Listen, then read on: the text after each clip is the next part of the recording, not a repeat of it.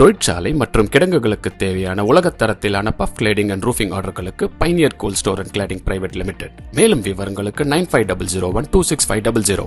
சேலம் மத்திய சிறைக்குள் கைதியை பார்க்க சென்று அங்கு கைதிக்கு கஞ்சா சிம் கார்டு கொடுத்ததாக வழக்கறிஞர் மீது புகார் கொடுக்கப்பட்டுள்ளது. சேலம் அஸ்தம்பட்டியில் மத்திய சிறை இருக்கிறது. இங்கு 1000க்கும் மேற்பட்ட கைதிகள் இருக்கின்றனர்.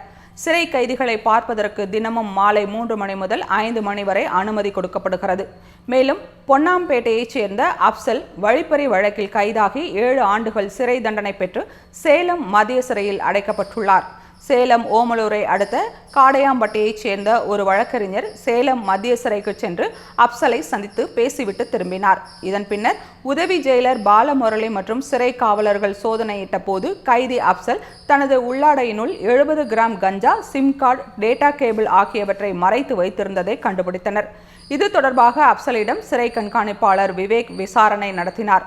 விசாரணை முடிந்த பின் சிறை அதிகாரிகள் கூறுகையில், அப்சலை சந்திக்க வந்த வழக்கறிஞர் அவருக்கு கஞ்சா, சிம் கார்டு, டேட்டா கேபிள் போன்றவற்றை கொடுத்தது தெரிய வந்தது. இது தொடர்பாக சிறைக்குள்ளே கைதியை வழக்கறிஞர்கள் சந்திக்கும் இடத்தில் பொருத்தப்பட்ட சிசிடிவி காட்சிகளை ஆய்வு செய்தோம்.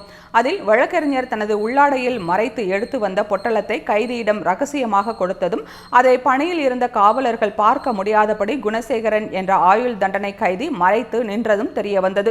தொடர் விசாரணையில் அப்சல் மட்டுமல்லாமல் மேலும் 8 கைதிகளுக்கு இதே வழக்கறிஞர் மூலம் செல்போன்கள், சிம் கார்டுகள், பேட்டரி ஆகியவை சிறைக்குள் ரகசியமாக கொடுக்கப்பட்டது தெரிய வந்துள்ளது. இது தொடர்பாக அந்த வழக்கறிஞர் சிறைக்குள் வந்து சென்ற தேதிகளில் பதிவான சிசிடிவி பதிவுகளை ஆய்வு செய்து தகவலை உறுதி செய்தோம்.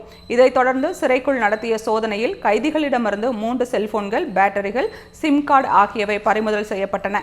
இது தொடர்பாக 9 கைதிகள் மற்றும் வழக்கறிஞர் என 10 பேர் மீது ஜெயிலர் குமார் சார்பில் அஸ்தம்பட்டி காவல் நிலையத்தில் புகார் கொடுக்கப்பட்டுள்ளது என்று அதிகாரிகள் தெரிவித்தனர். அதிக கண்காணிப்பு இருக்கும் சேலம் மத்திய சிறையிலேயே சினிமா காட்சிகளை மிஞ்சும் சம்பவம் நடந்திருப்பது அதிர்ச்சியை ஏற்படுத்தியுள்ளது.